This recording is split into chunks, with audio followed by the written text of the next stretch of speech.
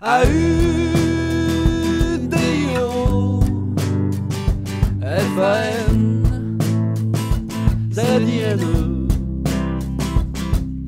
A-U. Bonjour à tous et bienvenue dans On fait le patch. Salut Arnaud, comment ça va? Eh ben ça va bien Grégoire, bonjour à tous. Ah bah je suis content, ça fait longtemps. Ça fait longtemps, ouais, ça s'est fait attendre un peu, mais pas plus que le soft dont nous allons parler aujourd'hui. Exactement. Quel est ce soft, mon très cher Arnaud? C'est Melodyne ou Melodyne, comme disent les Américains ou Ophélie Winter. Qui revient donc dans sa version 4. 4. Et quelle version? Déjà, et quel soft à la base, hein, parce que Melodyne, c'est un des softs les plus incroyables, et je pèse mes mots, qu'on ait vu ces 20 dernières années. D'ailleurs, c'est pas dur, en révolution dans l'audio ces 20 dernières années.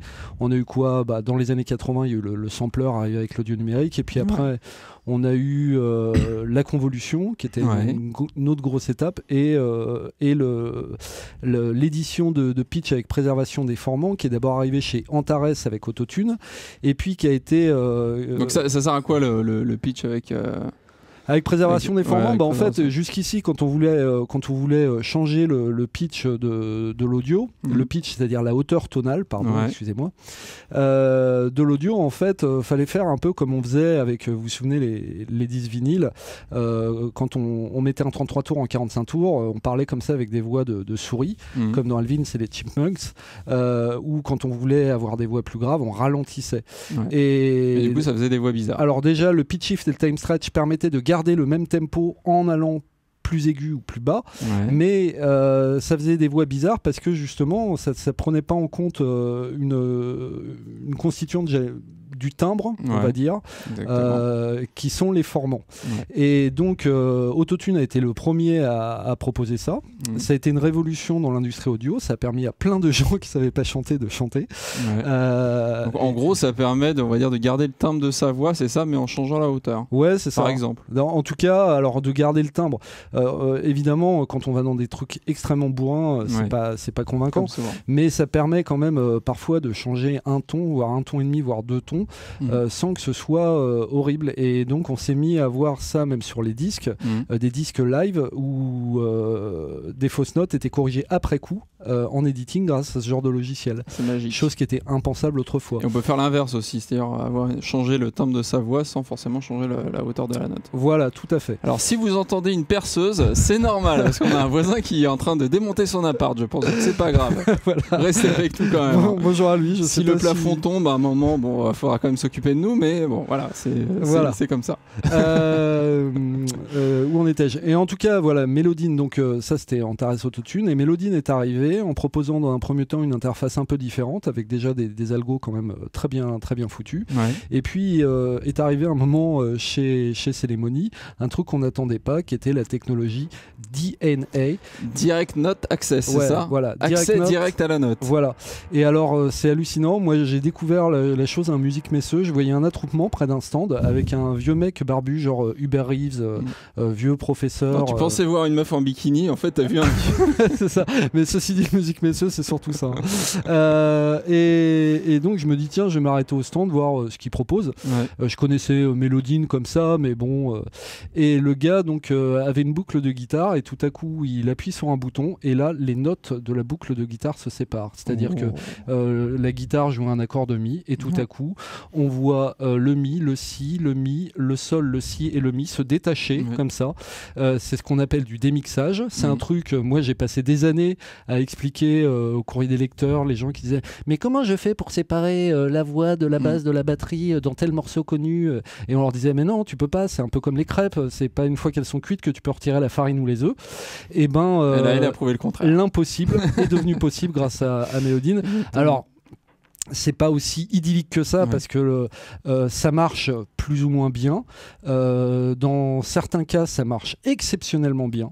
Dans certains autres, ça marche moins bien, mais ça reste toujours fascinant. De toute façon, même si c'est pas une nouveauté de cette version-là, où on fera une petite démo sur une guitare acoustique qu'on a enregistrée, on va changer une note dans l'accord. Bah oui, alors juste avant en tout cas de faire cette démo, parce qu'on va y aller assez vite à la démo, je voulais vous parler aussi du fondateur de Melodyne, qui est un bonhomme vraiment fascinant à plus d'un titre. Donc c'est le barbu là dont je parlais, qui s'appelle Peter Neubaker. Neubaker, ça veut dire boulanger, et c'est sans doute là, voilà, c'est pour ça qu'il a créé un soft pour réparer les pains. Et c'est un type absolument fascinant. Il y a un portrait qui lui est consacré sur YouTube qui a été fait par Célémonie, qui n'est hélas pas sous-titré, mais il est doublé en anglais parce que ce monsieur est allemand.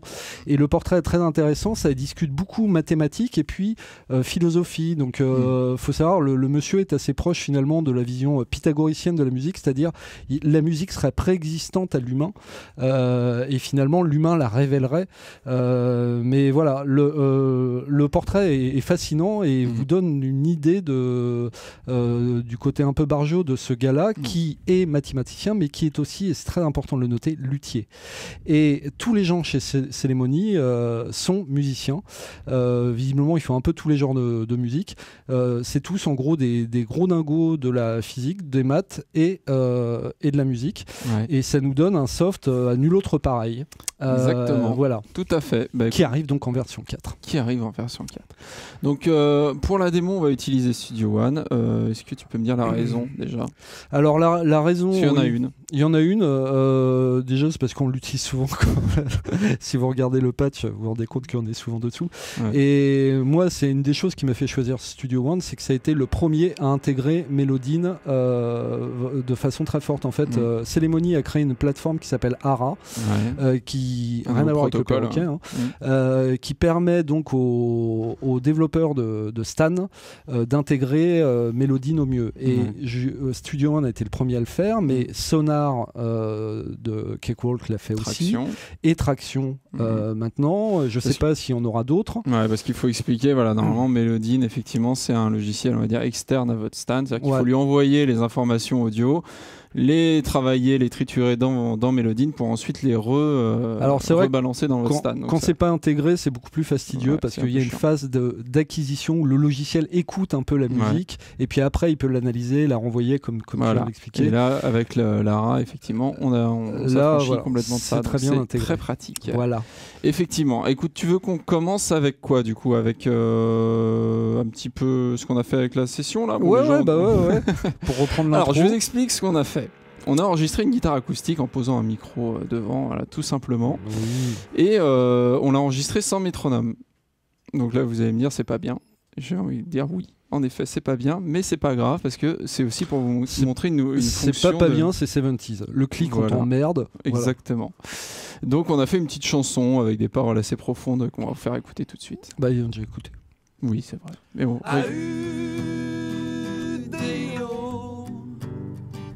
F-A-N-Z-I-N-E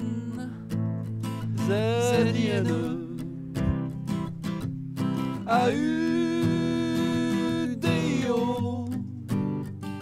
F-A-N-Z-I-N-E. Donc voilà, c'est très simple, une guitare, deux voix, et des paroles. Et des paroles superbes. Donc qu'est-ce qu'on fait là? En fait, tu veux qu'on fasse d'abord la démo de DNA sur la guitare? Oui, on va vous montrer parce qu'on va pas revenir dessus. DNA, c'est arrivé déjà il y a quelques temps dans Melodine. Donc on va pas faire toute l'émission. On pourrait faire une émission, il y a des vidéos absolument renversantes sur le web, mais on va vous montrer vite fait en quoi ça consiste. Voilà, alors là, je sélectionne donc le conteneur audio, je fais commande M, excusez-moi. Là, il fait détection polyphonique, parce qu'effectivement, c'est une guitare qui joue des accords, donc il y a plusieurs notes à la fois. Attendez, je vais agrandir. Donc là, vous voyez, la magie s'opère. Toutes les petites notes. Voilà, toutes les petites notes donc, qui arrivent. Je vais faire un solo, tiens, sur la guitare.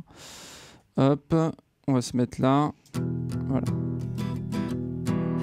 Donc là, vous voyez, il a vraiment décomposé toutes les notes des accords. Et aussi, un truc pas mal, c'est que vous voyez là à gauche, en fait, il sait qu'on joue, que la chanson est en mi mineur. Ouais.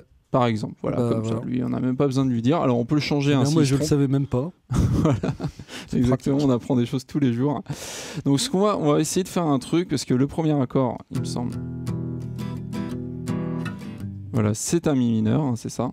Ouais. Donc, ça veut dire, si je me trompe pas, si je prends la tierce, c'est que je l'augmente. C'est ça, hein. Ouais, ça doit être ça. Ouais.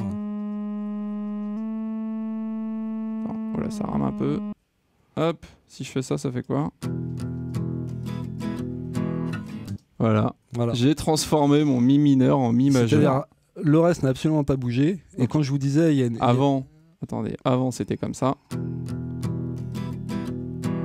Donc un mi mineur, et là je refais, voilà. Un mi majeur. C'est pas beau ça quand même. Et ça peut être beaucoup plus bourrin. Hein. Là, on a juste fait un changement mineur-majeur, mais on pourra s'amuser à faire un Fa. On peut s'amuser à faire une septième. On peut s'amuser à rajouter des notes. Il y a une vidéo qui est très très chouette à regarder sur YouTube où un démonstrateur fait joujou avec une chanson des Jackson 5, Never Can Say Goodbye, je crois. Et il rajoute par exemple dans le mix, hein, c'est-à-dire basse batterie, machin, il prend la voix de Michael Jackson et il rajoute une tierce. Et ça passe d'enfer. Alors, je vous le dis, parfois, ça marche très bien sur certains mix. Ça marche pas très bien sur d'autres, donc c'est pas magique non plus, mais ça reste, quand ça marche, c'est très impressionnant. En tout cas là sur l'exemple de la guitare, pour griller le truc, c'est impossible quoi. Voilà, alors c'est impossible. Alors après tu nous as fait une deuxième session. Oui voilà, alors ça c'est, tu peux déplier, c'est des dossiers, voilà, tu peux prendre le. Ouais d'accord. Voilà. C'est quoi, tu veux faire goûter la guitare ou le mix? Là en fait, là c'était la guitare déjà que je peux vous faire écouter. C'était une façon de se rendre compte un peu de ce que vaut Melodine dans l'absolu, en quoi il est différent par rapport à un time stretch classique. Donc là, le time stretch de base dans Studio One, c'est le fameux Z-Plane de Phil Klang, qu'on retrouve dans énormément dans Cubase, mais je crois que c'était lui aussi qui était dans Ableton Live. Ah quoi qu'Ableton Live, ils sont passés sous Earcam maintenant. Enfin en tout cas, on le retrouve dans beaucoup de... Alors voilà, donc la prise de base d'abord.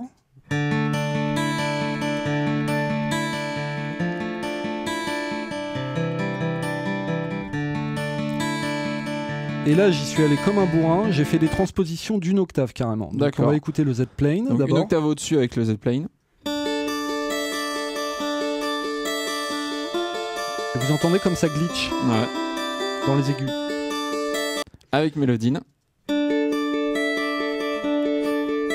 Il y a des artefacts. Hein. Bon, je vous le dis, je suis vraiment sur une transposition bourrin. Mais ça glitch beaucoup. Hein. Donc c'est très intéressant. C'est différent, on va dire. Et vous voyez à moins 12. Alors, moins 12 avec le Z-Plane.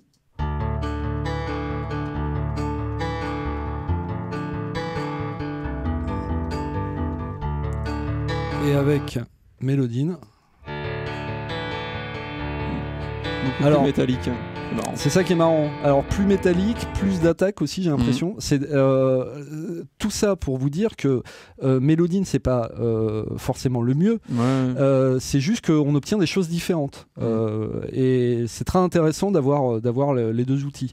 Tu veux nous faire écouter d'autres trucs ou pas, des mix entiers ou pas? On peut faire, écouter. Alors ça c'est plus sur les algos à l'intérieur de Melodine qu'on pouvait faire essayer. Dis-moi ce que tu veux. Oui, ma foi. Ou alors on passe directement sur le mix, je sais pas, comme tu veux. On peut faire écouter les algos. Il y a plusieurs algos en fait de transposition chez Melodine. Voilà. Donc ça, chanson normale. Voilà. Ça c'est quoi après? Alors là, c'est avec Melodine, l'algo universel.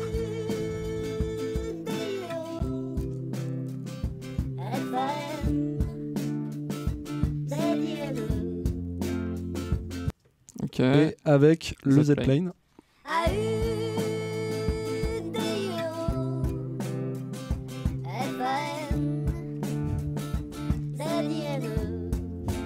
Alors, en dehors du fait que ça nous fait des voix de petites souris, moi, voyez-vous, là-dessus, je suis pas loin de préférer le Z-Plane. C'est très... tout ça est très relatif, hein, et ça dépend vraiment des contextes. Et encore une fois, là, j'ai pris vraiment des corrections bourrin. Si vous faites des corrections de plus 12 ou moins 12 demi-tons sur une chanson, autant refaites la prise. C'est gentil, quoi. Enfin, moi, vraiment de chercher de faire Alvin et les Chipmunks. Mais, Et donc, tu voulais terminer, c'est ça, par les différents algos oui, au sein même de Melodine? Il y a des algos. Donc, il y a un un algo monophonique, il y a un algo percussif pour la batterie, il y a un algo universel qu'on va utiliser justement plus pour les mix qui ressemble un peu au time stretch qu'on trouve partout ailleurs. Et puis dans les algos donc polyphoniques, il y a un algo maintien et il y a un algo déclin. Et là, je vais vous faire écouter. Alors maintien, je crois que c'est plus pour les instruments qui justement maintiennent leurs notes, genre les orgues et tout ça, je crois. Voilà, tout à fait. Et déclin, c'est pour les instruments plus genre guitare, piano. Vous allez voir à plus 12 et moins 12 que ça donne sur notre guitare.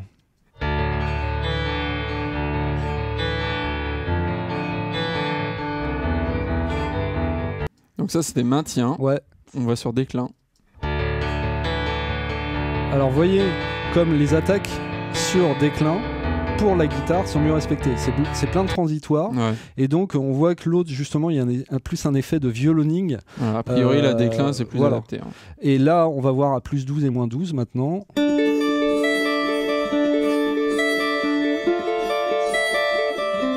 maintien. C'est vrai, il y a des espèces de ghost notes, j'ai l'impression. C'est assez rigolo. Et le déclin. C'est mieux. C'est mieux. Voilà. Voilà, c'est pas des conneries, hein, leurs algos, c'est quand même effectivement adapté. C'était juste des exemples extrêmes pour vous montrer qu'il y a plusieurs algorithmes et que ça vaut le coup de faire des essais. Et ça vaut le coup, ne jetez pas votre bon vieux time stretch qui équipe votre Stan à la poubelle parce qu'il peut aussi vous rendre service. Exactement. C'est vraiment, faut faire des effets. Maintenant, bon. Le fait de faire du démixage, comme on l'a vu tout à l'heure, Melodyne est le seul à le faire. Ouais. Enfin non, pas le seul maintenant. Zynaptic le fait aussi par le biais d'un plugin et Lyricam a aussi une technologie, mais voilà, il est l'un des seuls à le faire. Il a été le premier à le faire. Okay.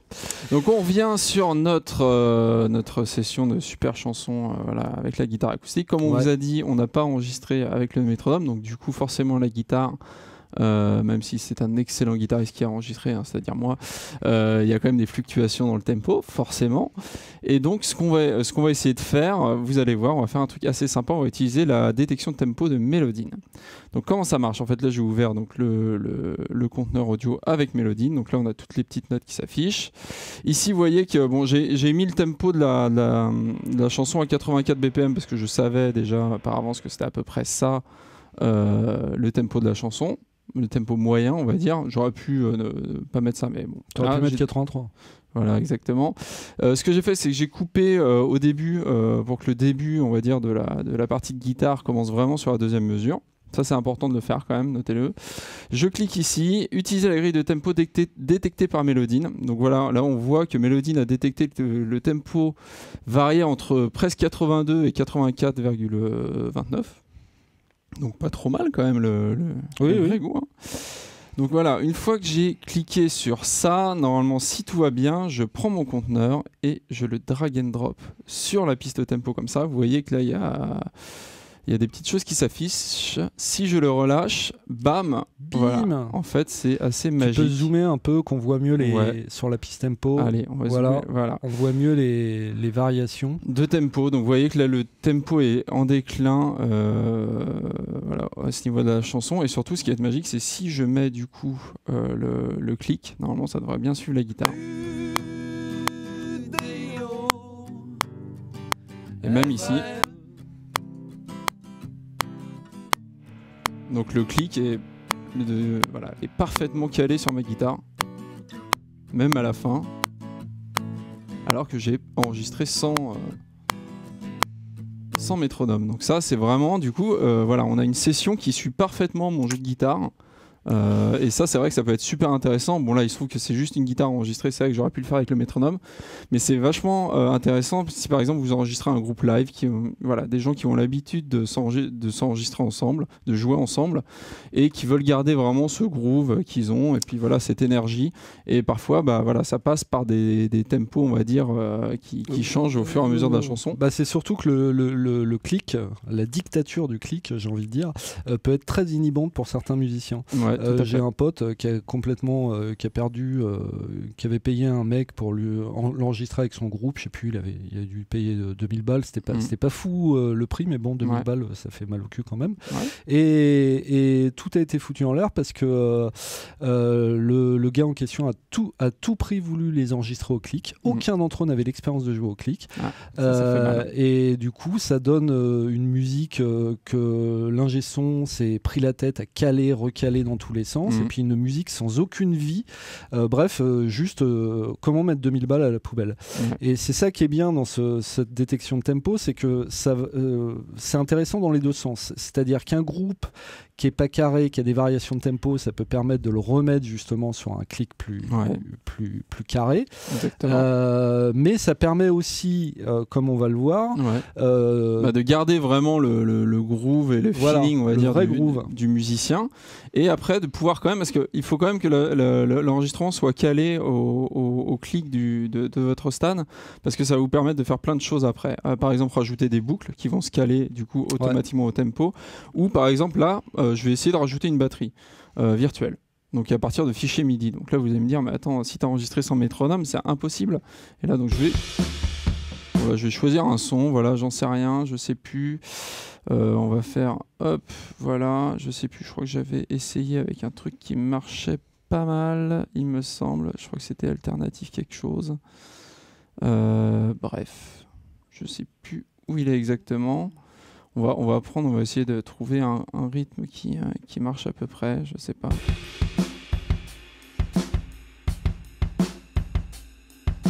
Bon, ça va être pour la 1. Ouais. On n'est pas, c'est pas grave si c'est pas non plus parfait. Donc là, voilà, je prends le fichier MIDI, je le glisse tout simplement sur une piste MIDI.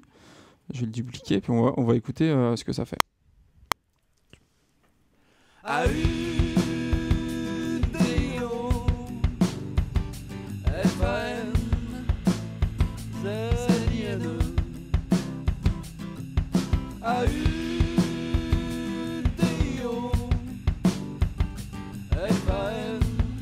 Bon, je pense qu'artistiquement on peut trouver un meilleur groove qui colle mieux à la guitare, mais n'empêche que ça marche. C'est-à-dire que c'est carré. Effectivement, là, la batterie virtuelle suit vraiment le jeu du guitariste qui a pourtant enregistré sans métronome. Donc ça, c'est quand même assez énorme. Et ça garde le groove. Et en plus, ce groove, c'est surtout dans ce sens-là où c'est intéressant. Ce groove, il est très intéressant si vous avez la possibilité d'écouter les pistes séparées, par exemple, des grands hits de la Motown ou tout ça. Vous verrez que non, il n'y a pas de clic, quoi. Les morceaux, ils bougent, ils accélèrent. Les Rolling Stones, c'est pareil. Il y a des moments, ça accélère et il y a des variations. C'est pas des variations de 20 BPM sur un morceau, on est d'accord, hein, c'est quand même joué par des musiciens pros, mais il y a des variations assez sensibles. Même sur des disques modernes, un des derniers disques des Black Keys par exemple, c'est clair que le refrain est plus rapide que les couplets, et c'est voulu en plus. C'est vraiment voulu, parce qu'effectivement quand le refrain arrive comme ça donne une pêche supplémentaire qui fait que ça vraiment explose, et ça c'est super important dans une chanson, de justement parfois de pas garder un tempo constant. Alors rendons à César ce qui est à César, hein. Déjà c'est pas complètement une nouveauté cette détection du tempo, ça existait déjà dans Mélodine, ça a été amélioré, mais ça marche vraiment très bien comme vous l'avez dit. Là, par contre je crois que l'intégration au niveau de Mélodie, voilà, le drag and drop là sur la piste tempo, ça par contre c'est nouveau, et c'est vrai que c'est super pratique. C'est super pratique. En 2 clics c'est fait. Je crois qu'on avait un truc similaire un peu dans Cubase, alors qu'utilise quand on avait fait l'émission sur la dernière version de Cubase, on avait vu l'algo time stretch d'ailleurs qui était très performant de Z-Plane, et qui permettait comme ça aussi de vraiment suivre avec le tempo. Donc voilà, c'est pas une exclusivité Mélodine, mais c'est très bien intégré. J'en profite d'ailleurs pour vous dire, même si c'était le cas déjà avec la version précédente, vous voyez sur le conteneur, là, on a les notes MIDI en fait détectées par Mélodine. Si vous prenez ce conteneur et que vous le glissez, par exemple, je prends un musel, glissez là sur une partie MIDI, regardez, vous récupérez toutes les notes MIDI. Et ça, c'est pareil, moi, c'est un truc que je trouve génial. Vous avez une ligne de basse, vous voulez faire du layering avec un synthé basse. Voilà, vous lancez Mélodine, il vous repère les notes de basse, et puis hop, vous cliquez glisser vers votre synthé basse, et hop, vous avez votre basse doublée. Alors, c'est parfois faut retoucher parce que ça dépend si la détection était bien faite, si les notes sont exactement les bonnes et tout, mais ça marche quand même sacrément bien. Clair. Et c'est très pratique. C'est clair, exactement. Écoute, je te propose qu'on passe cette fois-ci à la grosse nouveauté de cette version 4. Bah Ça oui. te dit. Donc voilà, quand on ouvre Melodine comme ça, on a effectivement un nouveau truc en bas là qui s'appelle. Alors on voit Low, Harmonix, High, EQ, Synth. Alors c'est quoi tout ça, Arnaud? Et c'est ce qu'on appelle donc l'éditeur de son. D'accord. Donc là, c'est ce qui va vraiment permettre de. Bah, ça, c'est vraiment des choses que faisait pas du tout Melodine avant, quoi. Non, effectivement, là on est vraiment dans les nouveautés. En fait, jusqu'ici, Melodine donc détectait des notes, même dans des fichiers polyphoniques. Ouais. Et puis c'est vrai que la détection fait que parfois il chopait ce qu'il détectait comme notes, c'était souvent des harmoniques ou tout ça. Là vraiment, on nous donne des outils pour agir au niveau pour faire des traitements en fait sur ces détections. Bon, en gros, alors, voilà, sans trop spoiler, il va y avoir un EQ, il va y avoir même une espèce de compresseur. Voilà. Il va y avoir aussi, vous allez pouvoir générer toutes les harmoniques. Et en fait, ce qui est intéressant, c'est que ce soit le compresseur, l'EQ ou la gestion des harmoniques, c'est que ça profite justement du DNA de Melodine, c'est-à-dire que ça va faire note par note en fait. Ouais. Donc ça, c'est ce qui est super puissant. Donc là, si on écoute par exemple, là j'ai cliqué sur EQ. Ah oui, niveau visualisation, déjà, c'est intéressant d'avoir la courbe à peu près de notre. Ouais, voilà. Donc déjà, moi, ce que j'ai trouvé génial sur leur coup, alors c'est divisé, je crois, c'est par demi-ton. Hein, voilà. En gros, on peut. Ouais, on voit chaque note. En bas, on a la notation anglaise. Donc voilà, vous pouvez agir par demi-ton.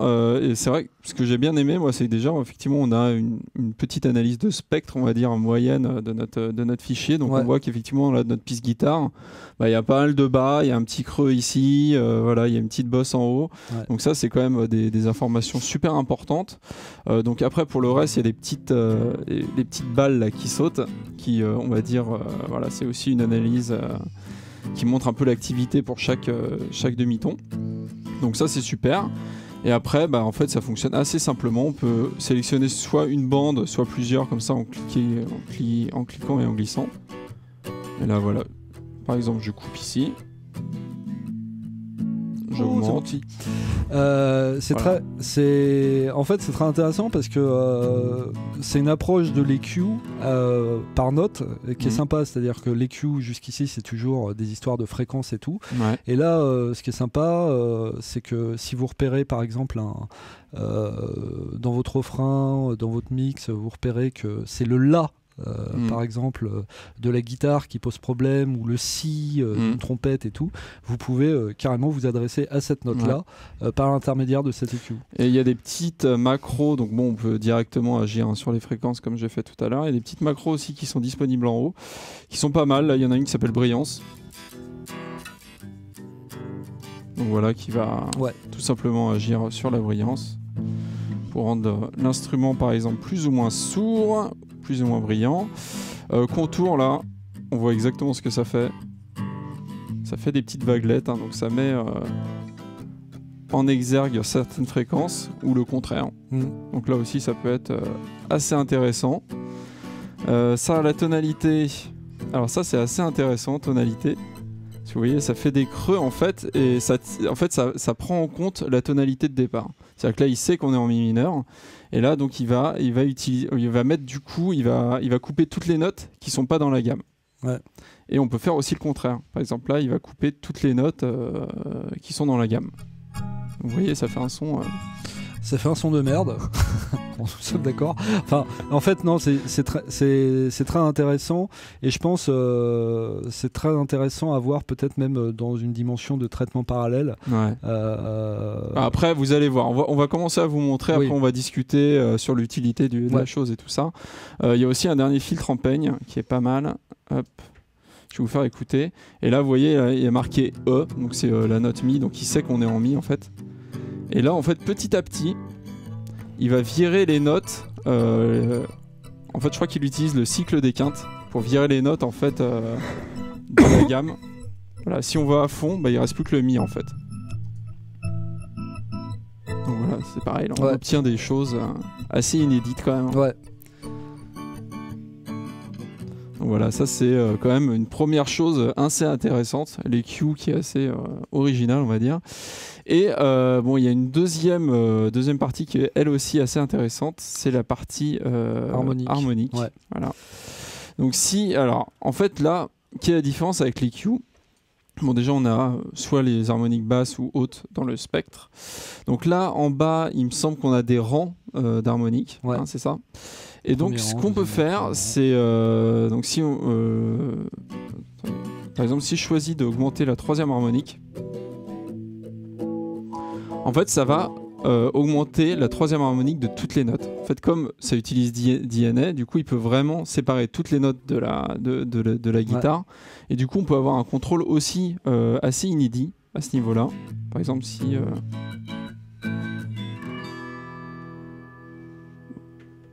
Hop, si je reviens au début. Donc on peut faire la même chose que les Q, c'est-à-dire sélectionner...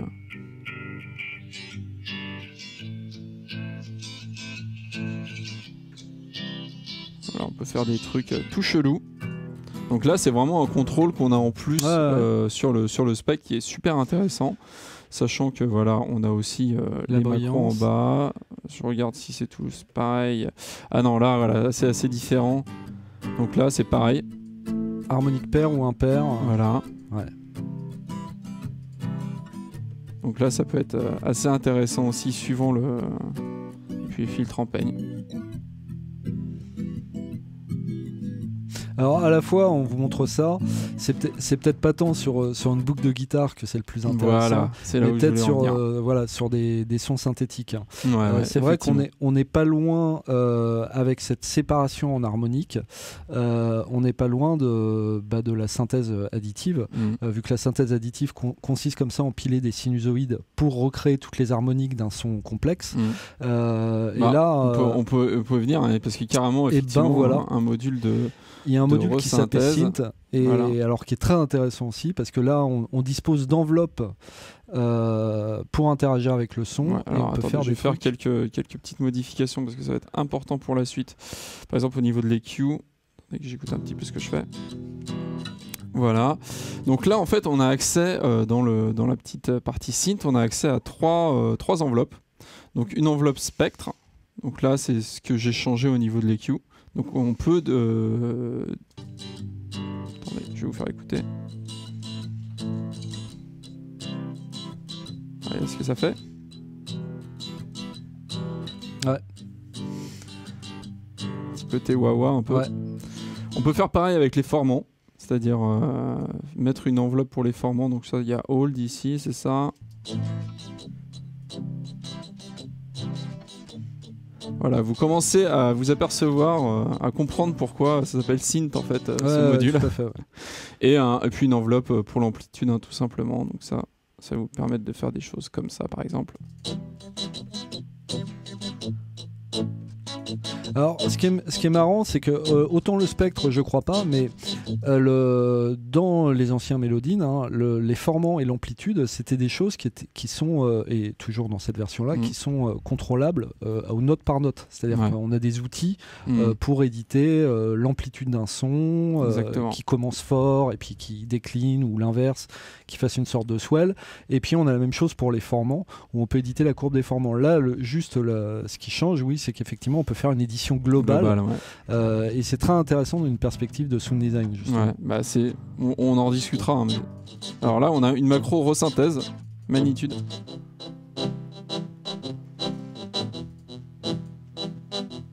Voilà, je suis parti d'une guitare acoustique.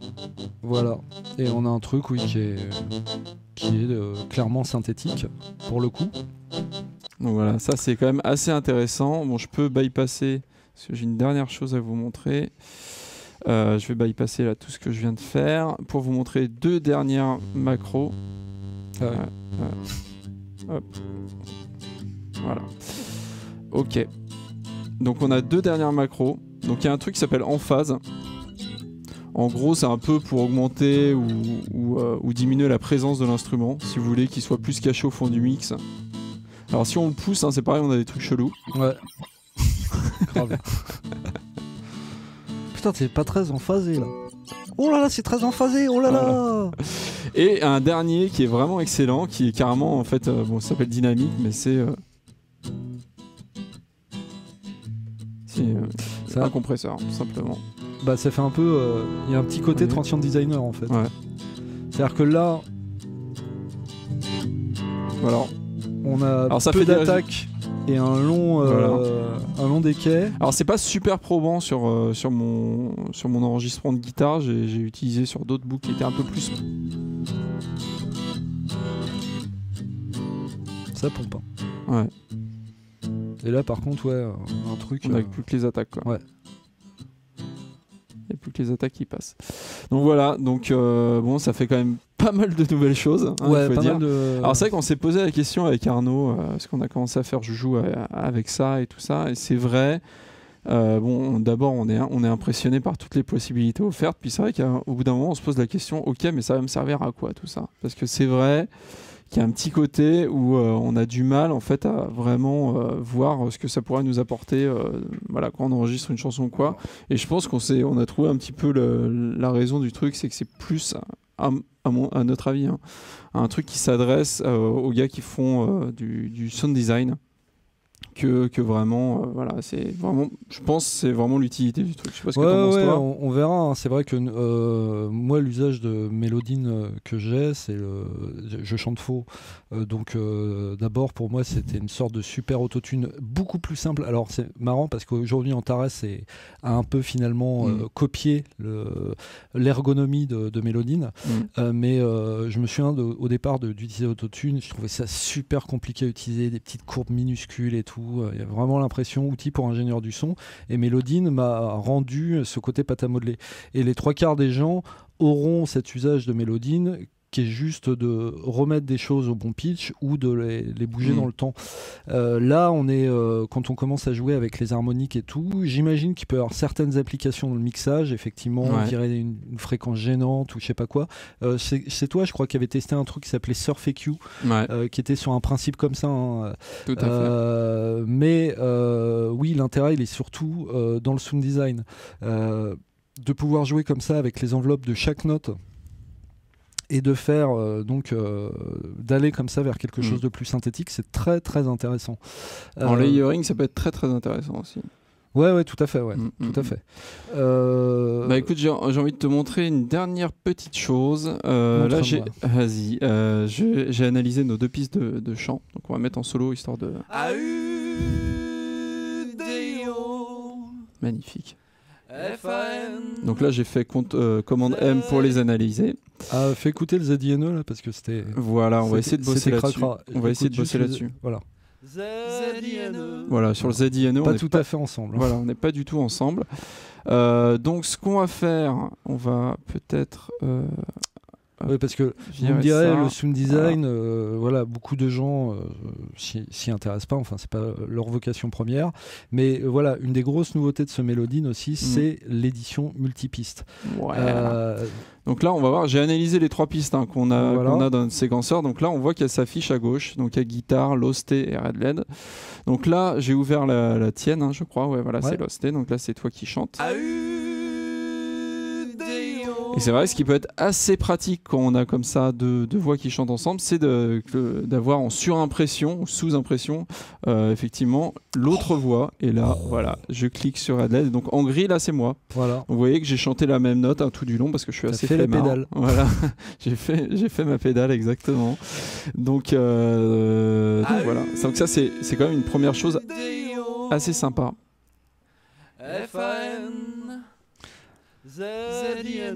Surtout pour caler des chœurs comme ça. Alors par contre le truc qui est un peu décevant, c'est qu'on dispose donc on a des macros comme dans les anciens Mélodines là qu'on vient de voir, hauteur centrale pour recaler. D'ailleurs on peut lui dire de caler sur mi mineur. Ça, voilà, dérive. Ouais. Exactement, dérive de hauteur par exemple. Et puis on a on a cette macro là. On peut lui dire de se caler à la croche, à la double croche. Mais plus intéressant, on peut lui demander de prendre comme référence une autre piste. Voilà. Et c'est là par contre, donc Red là, LED, par exemple. Voilà, si on veut que l'Ostenio se cale sur Red LED, on peut le faire. Donc tu peux mettre d'ailleurs la rigueur à donf et tout machin. Or regardez bien ce qui se passe. Attends, avant de valider, regardez bien ce qui se passe. C'est pas Jojo parce que regardez là à ce niveau-là. Zoom un petit peu. Si tu peux. Ce niveau-là. Peut-être faire annuler. Oui. Ceci dit. Attends, je m'en occupe. Hop. On va zoomer un petit peu. C'est où? C'était ça, ouais. Attends, c'est ici. On va écouter. ZINE. Bon, faut dire là, on est vraiment à la rue, de chez à la rue. Hein. Hop, piste. On va sélectionner Red LED. Et là. Vous voyez, et ce qui recale, c'est pas très convaincant ce qui recale. D'ailleurs, on va essayer de l'appliquer. Tu sais à quoi ça me fait penser? Ça fait penser à Sonar. Ouais, tout à fait. C'est le même problème que Sonar, tout à fait. Bon, là, si je le fous à fond et que j'écoute, ça donne quoi? Et qu'on écoute. ZINE. D'accord, bon, ça marche pas. C'est pas plus calé qu'avant. Ouais. Alors, c'est dommage parce que moi, quand j'ai vu l'outil, je me suis dit, wouhou, on a Revoice dans le login. Et on est très très loin de Revoice. Revoice, on lui avait consacré. C'était une émission, un test? Non, j'avais fait un test écrit. Oui, c'était un test. Que vous pouvez aller voir d'ailleurs. Vous pouvez aller voir, c'est bluffant. J'avais fait une petite vidéo d'ailleurs où je m'étais enregistré en train de parler face caméra, j'avais refait la voix sans regarder l'écran, je m'étais doublé moi-même en fait, donc c'était pas du tout calé au niveau de la voix, et après Revoice avait recalé le tout sans que je te touche à rien, en appuyant sur un seul bouton, et ça avait marché du tonnerre. Vous pourrez voir la vidéo, c'était vraiment impressionnant. Il faut dire, une explication de ça tient peut-être au fait que déjà Mélodine, même s'ils ont amélioré les choses, est toujours quand même en peine pour détecter les notes. C'est de la séparation des notes. Les segments audio, il a parfois du mal. Là, vous voyez, on dit ZINE. Il détecte pas forcément 4 segments. Souvent, il faut l'aider à faire le découpage soi-même avec l'outil iDouane dans la barre d'outils. Et là, effectivement, il n'a pas détecté la même chose sur les 2 pistes. Et donc, après, il galère pour... faut le faire à la main, quoi. Voilà, faut le faire à la main. Alors, en même temps, à la main, ça garantit d'avoir, j'allais dire, peut-être un résultat plus imparfait et donc plus naturel qu'un truc quantisé robotiquement. Mais voilà, on est loin. En tout cas, Revoice Pro, il y avait ce côté presque miraculeux où on met les 2 pistes dans le soft, on lui dit vas-y, tu synchronises et ça ressort carré de chez carré. Là, on est loin de ça. Donc là-dessus, je pense que Celemony a une marge de progrès. Ouais, c'était la petite déception, on va dire, de cette version 4. Ouais. Petite chose aussi à montrer. Oui, qu'il fallait qu'on voit, c'était, tu sais, ce côté d'accordage. En fait, ce qui est génial avec Mélodine, c'est qu'on peut on peut travailler avec des gammes microtonales. Voilà. C'est ici, là. Voilà, tout ça. Il nous indique la gamme qui est utilisée, le mode, tout ça. Et on peut contraindre et on peut éditer tout ça. On peut lui dire, ah bah tiens, la référence que tu vas prendre pour le La, c'est pas 440, mais c'est 442. Et on peut du coup harmoniser. Et c'est très intéressant, notamment à l'heure où on utilise par exemple beaucoup de banques de sons virtuelles. C'est-à-dire des enregistrements qui ont été enregistrés séparément et qui, même si a priori ils sont accordés entre eux dans chaque banque. Mais par exemple, quand vous utilisez, je sais pas, des violons de la Vienna ou de Audio Bro avec des trompettes de la Vienna, par exemple, vous aurez des disparités au niveau de l'accordage des instruments que vous pouvez corriger avec Mélodine, et ça c'est vachement bien. Et ça vous ouvre aussi, vous pouvez tout à fait dire bah tiens, je vais travailler sur une gamme avec 14 demi-tons, ça c'est les joies de la microtonalité. Faut pas croire que c'est un truc juste fait pour faire de la musique occidentale ou de la musique conventionnelle ou de la pop ou tout ça. C'est utilisable pour faire de la musique contemporaine comme pour faire de la musique asiatique. Voilà, donc c'est vraiment... D'ailleurs, moi j'avais appris un truc en préparant cette émission, c'est que les pianos acoustiques, en fait les notes les plus graves sont accordées quelques centièmes en dessous de l'accordage normal, si on peut dire ainsi, et les notes les plus hautes, c'est pareil, sont accordées légèrement plus au-dessus. Et en fait, Mélodine gère ça pour les enregistrements de piano. Il peut adapter sa grille aux accordages de piano, donc qui sont comme ça en courbe justement. Exactement. Et de sorte que quand vous déplacez une note, elle sera parfaitement juste par rapport à l'accordage du piano. C'est ce que tu expliquais avec les banques de son orchestral. Par exemple, un violon, effectivement, on ne va pas jouer de la même manière un do dièse et un ré bémol. Alors qu'effectivement, quand on le joue avec son clavier, voilà, son clavier tempéré en MIDI, bah, effectivement, on va le jouer de la même manière. Et ça, c'est pareil, Melodyne peut le gérer. Ouais. Il sait dans quelle gamme, à partir du moment où il sait dans quelle gamme vous jouez, ce qui détecte d'ailleurs généralement tout seul très bien, et ben effectivement, il peut gérer ce genre de petites choses. Et ce qui fait que effectivement, quelque chose va sonner beaucoup plus naturel. Et par exemple, si vous mélangez voilà, des vrais enregistrements. Voilà. Donc c'est pas fait seulement pour les gens qui font des prises et qui sont des chanteurs de merde. Voilà. Enfin, c'est fait aussi pour eux. Hein. Merci Célémonie pour moi. Mais c'est fait même pour ceux qui bossent avec du virtuel. C'est intéressant. C'est ultra puissant surtout.